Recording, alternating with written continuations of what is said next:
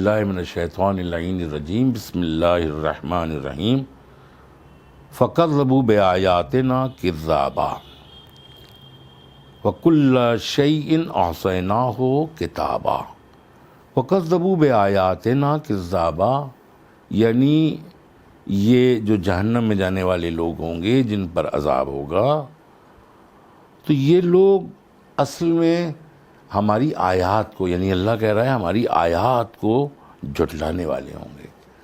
اب آیات کو جھٹلانے میں آپ دیکھیے، اللہ کی آیتیں تو یہ بھی ہیں، سورج بھی اللہ کی آیت ہے، چاند بھی اللہ کی آیت ہے، یہ کائنات، یہ درخت، یہ دریا، یہ سمندر، یہ انسان، اور انسانوں میں مختلف قسمیں، درخت، پھولوں کی قسمیں، اناج کی قسمیں، یہ تمام چیزیں بھی اللہ کی آیات ہیں، اللہ کی نشانیاں ہیں، لیکن ان کا کوئی انکار نہیں کرتا۔ آپ نے دیکھا ہوگا ان کا انکار کرنے والا کوئی نہیں ہے، سب اناج کھاتے ہیں، سب پھول استعمال کرتے ہیں، سونگھتے ہیں، سورج کی روشنی لیتے ہیں، چاند کی روشنی سے فیضیاب ہوتے ہیں، ہواؤں سے فیضیاب ہوتے ہیں، یہ ساری اللہ کی نعمتیں بھی ہیں اور آیات بھی ہیں، نشانیاں بھی ہیں، آیتیں بھی ہیں۔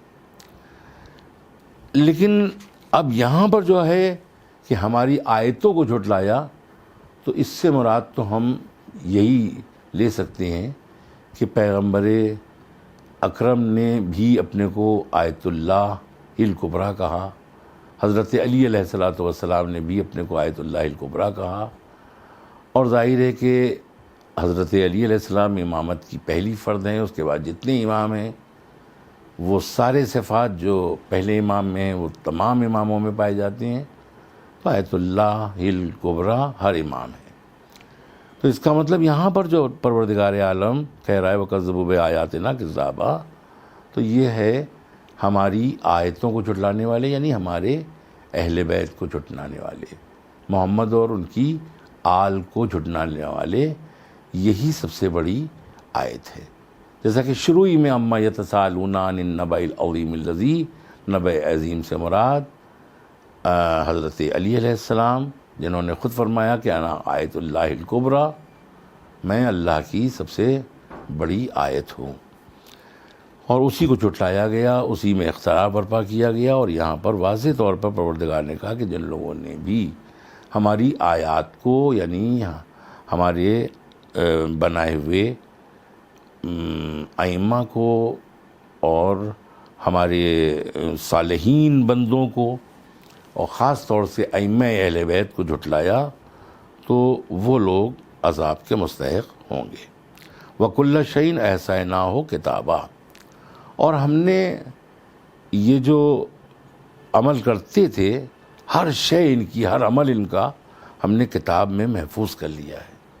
احصیناہ ہم نے احصا کر دیا ہے کتاب میں، یعنی لکھا ہوا ہے، ساری چیزیں لکھ لی گئی ہیں، ہم نے فرشتوں کے ذریعے لکھوا لیا ہے۔ داہنی طرف اور بائیں طرف آپ کو پتہ ہے کہ فرشتہ ہوتا ہے، اور فرشتہ لکھ لیتا ہے۔ ہمارے داہنی طرف کا فرشتہ نیکیاں لکھتا ہے، بائیں طرف کا فرشتہ جو ہے وہ برائیاں لکھتا ہے۔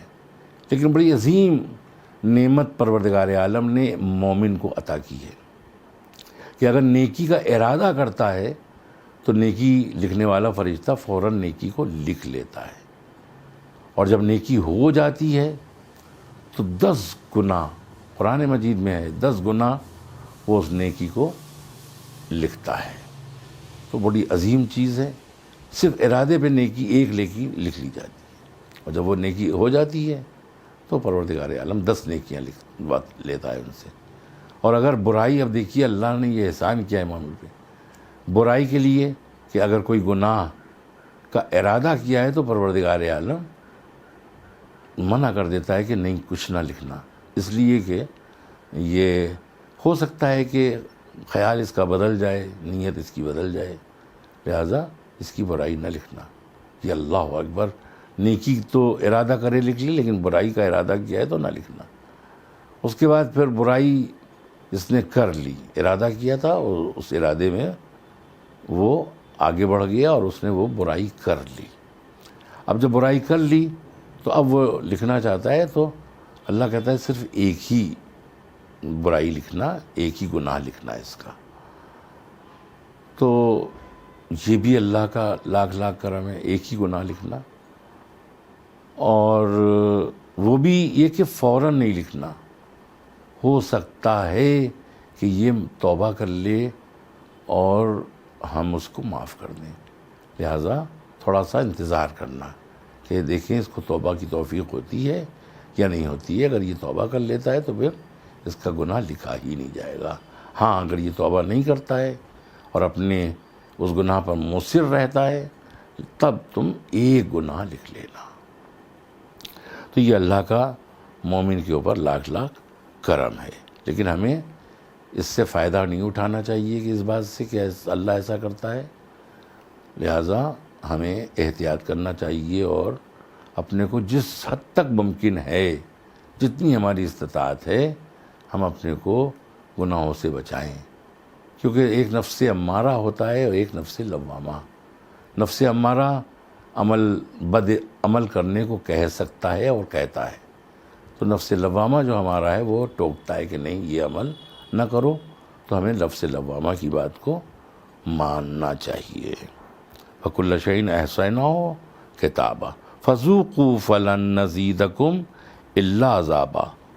اور ہم ان لوگوں سے کہیں گے، وہاں یہ لوگ جو آیات الہی کو جھٹلاتے تھے یا گناہ کرتے تھے، چغل خوری کرتے تھے، حرام کھاتے تھے، تو ان سے ہم کہیں گے کہ بس چکھو عذاب، یہ جو تم نے کیا ہے،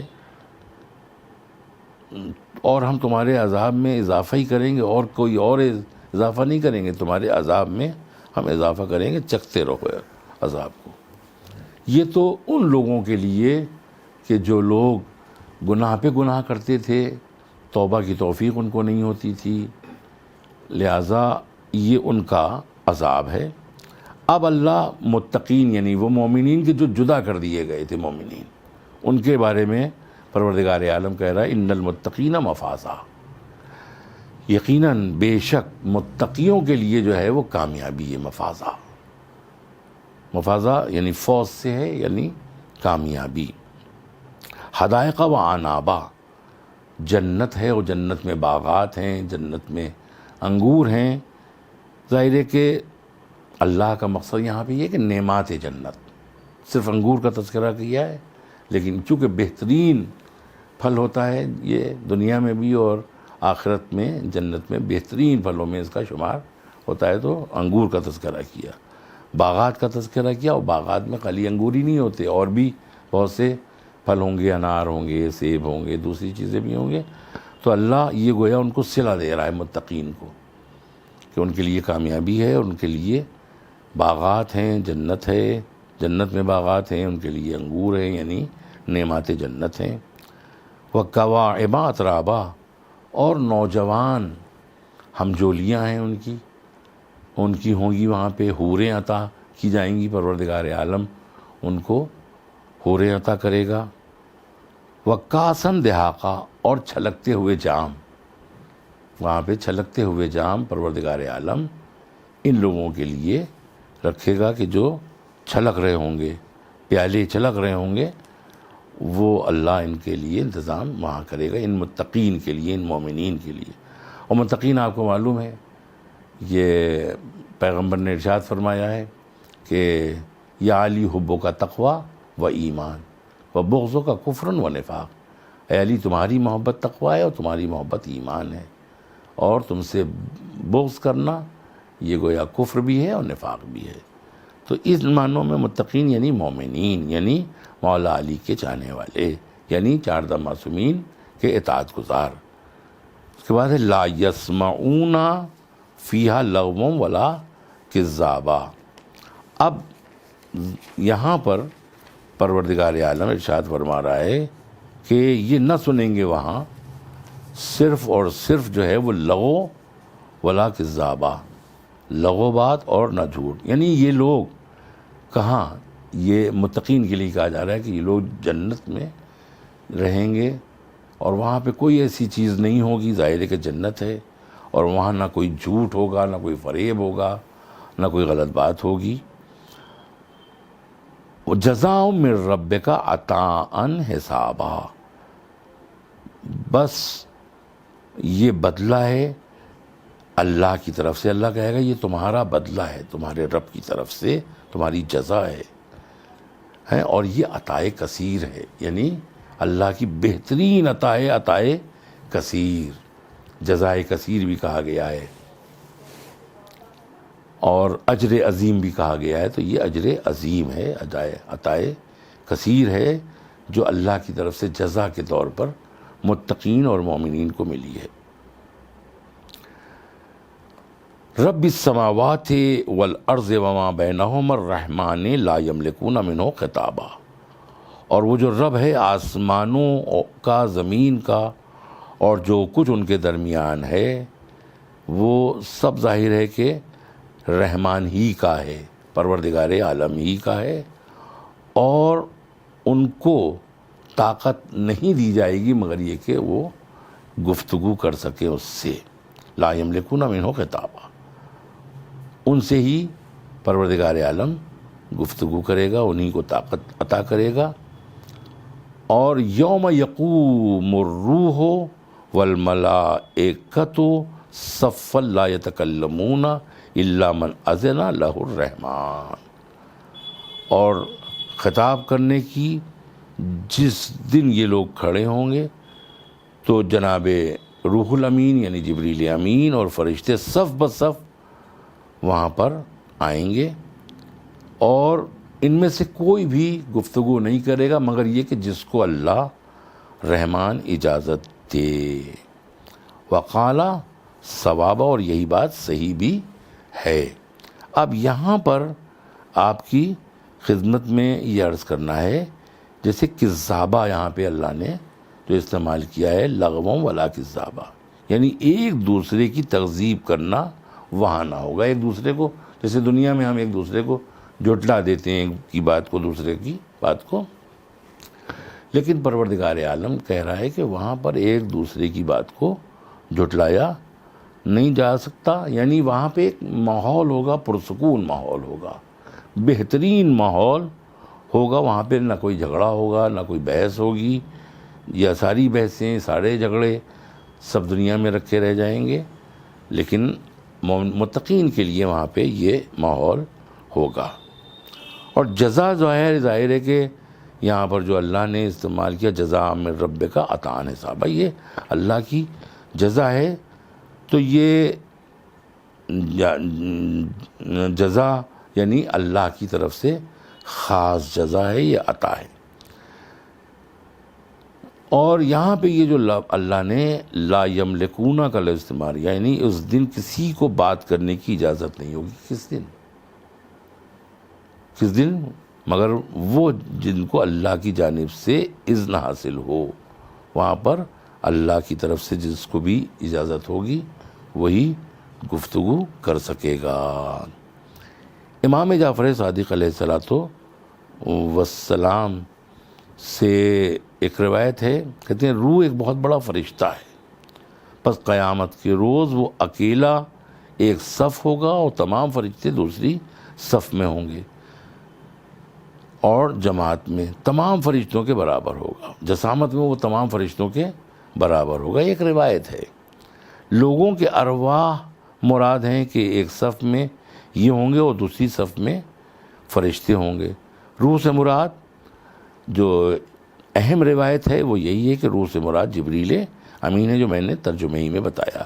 اور مروی ہے کہ جبریل اللہ کی خوف سے کانپتا ہے تو اس کے ہر لرزے سے 1,00,000 فرشتے پیدا ہوتے ہیں، اور تمام فرشتے سب بصف اللہ کے سامنے سرنگوں ہو جاتے ہیں. تو اور اس کے علاوہ امام صادق السلام جو فرماتے ہیں روح ایک فرشتہ ہے جو جبریل و میکائیل سے جسامت میں بڑا ہے. تو عزیزان من، آپ حضرات کی خدمت میں مقصد یہی ہے کہ قرآن مجید کی واضح تفسیر اور آسان تفسیر آپ کی خدمت میں الفاظ کے اعتبار سے بھی پہنچ سکے، اور جو بھی ہم تفسیر کریں گے وہ زیادہ تر اہل بیت کے اقوال ہوں گے، پہلے سے مطالعہ کر کے تاکہ آپ کے ذہنوں تک جو بات پہنچے اور آپ قرآن کو سمجھنے کی کوشش کریں تو وہ صحیح طریقے سے قرآن کی تلاوت بھی کریں، صحیح طریقے سے قرآن مجید کو سمجھیں، انشاءاللہ کہ اس سے آپ کو ضرور فائدہ حاصل ہوگا۔ وآخر دعوانا ان الحمد للہ رب العالمین۔